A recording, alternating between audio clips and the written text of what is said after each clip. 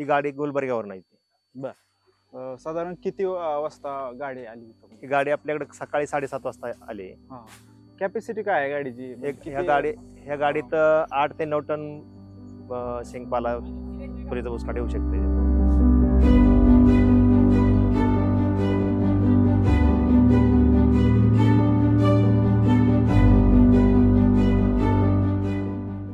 नाही, हे आपण स्वतःच खाली करतो आणि जे गरजू शेतकरी आहेत शेळीपालकवाले, आपण त्यासनी पण आधीच कॉन्टॅक्ट मध्ये ठेवून त्यासनी पण देतो.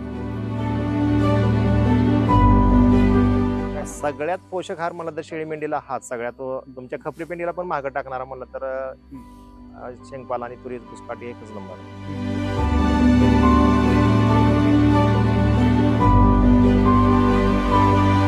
हे एक बॅग आपली 30 किलोच्या आसपास जाते आणि एका टनात एक 34 ते 35 बॅगा येते त्या.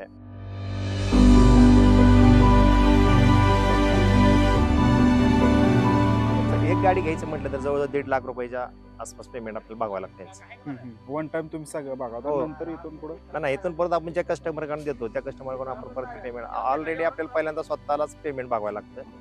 असं वाटतं की गाडी आलेल्या आपली तुमची पण विक्री चालू आहे इकडं. आता नाही देखो काही कस्टमर येतात ते ज्याला कोणाला 2 बॅगा कोणाला 5 बॅगा पाहिजे असे घेऊन जाते ते. आता गाडी आल्यापासून तुमची आता काय विक्री झाली का?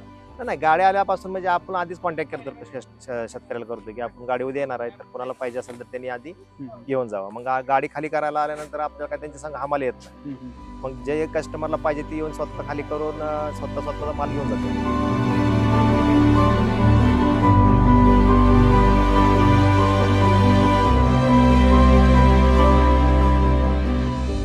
याचा उत्पन्न सगळं कर्नाटकमध्येच. आपल्याकडे हे पीक म्हणजे असतं पण थोड्या प्रमाणात 1 एकर 2 एकर, पण तिकडे कसं आहे तिकडं पुरे 10 एकराचे 5-5 एकराचे 20-20 एकराचे प्लॉटच असतात.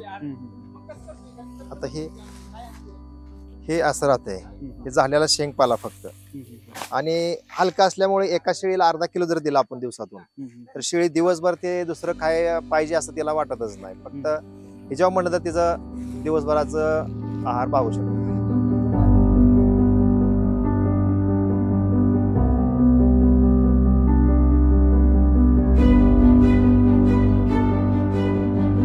नाही, हिचं ओळखायचं कसं आहे, हातानं झाडलेलं म्हटलं का सगळं सारखंच येतं. फक्त कसं आहे तिथून जे आपल्याला डिलिव्हरी करणारी जी लोक आहेत त्यांनी फक्त त्याच्यामध्ये माती वगैरे ढेकळ वगैरे किंवा काटक्याचं प्रमाण कमी असावं एवढंच फक्त असावं. फक्त आपल्या गॅरंटीवर किंवा आपल्या सभावर तिथून गाडी पाठवून देतात की बाबा तिथं गेल्यानंतर बाबा ही गाडी आपली खाली करून घेतली पाहिजे.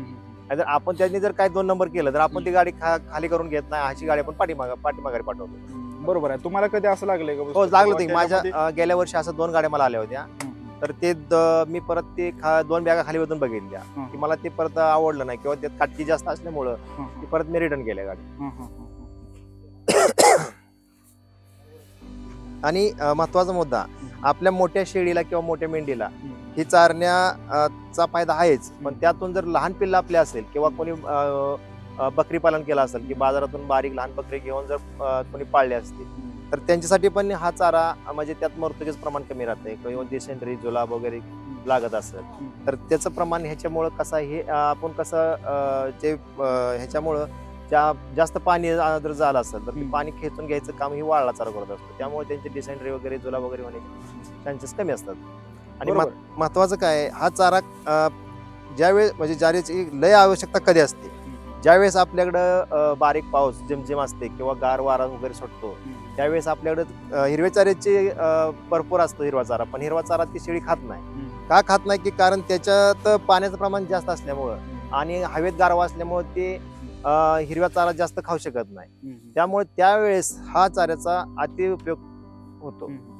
आता तुम्ही म्हणतात त्या दिवसामध्ये दिलं पाहिजे, आता तुम्ही रेग्युलर पण वापरता काय? नाही, आता कसं आता रेग्युलर मध्ये वापरतोय आपण. लहान पिल्लं जे येते का नाही, जे विक्राव माल आहे आपला, विक्राव मालाला आपण हे रेग्युलर वापरतोच. कारण कसं आहे, लहान पिल्लासनी जर आपण हिरवा चारा जास्त प्रमाणात दिला तर त्यासनी जुलाब लागायचं हे चान्सेस जास्त वाढतात. मग त्याच्यावर आपल्याला मेडिकल खर्च करण्यापेक्षा मग ह्याच्यावर जर आपण जास्त खर्च केला तर आपल्यातले 100 पिल्लापैकी 1ही पिल्लू दगवत नाही. हे आम्हाला ह्याच्यातून अनुभवलंय.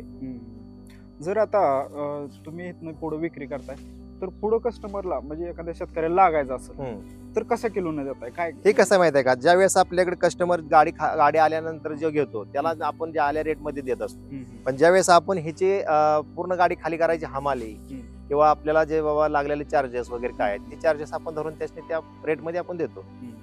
परत एक्स्ट्रा चार्जेस म्हणजे हमाली चार्जेस आणि सगळं हा हमाली काय- चार्जेस किती किंवा लागतात? आपण जे किती पैसे वाटतात? गुंतवलेले आहेत त्याच्यामुळे त्याच्यातून आपल्याला एक 4 पैसे इन्कम मिळावा ह्या पद्धतीने आपण बाबा त्याने एक किलो एका किलो मागे आपण 1 रुपया या पद्धतीने आपण पुढे विक्री करतो.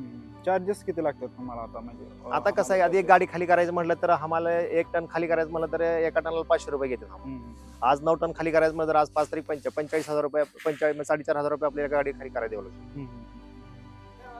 म्हणजे बऱ्यापैकी फरक आहे आपल्या जी आपण वल्ला चारा घालतोय त्याच्यापेक्षा ही जास्त मानवते जास्त मान होते. खपरे पेंट जे आपण 70 रुपयाची किलोचे घेतोय, खपरे पेंट सुद्धा एवढी खात नाही ते, एवढं हे खाते ते. आणि हे कसं आहे, हलका असल्यामुळं अर्धा किलो जर चारा आपण शेळीला दिला तर अर्धा किलो चारा खाऊन शेळी जर परत पाणी पेली तर तिला दिवसभर आपल्याला म्हणजे काय पाहिजे असं तिला जाणवत पण नाही.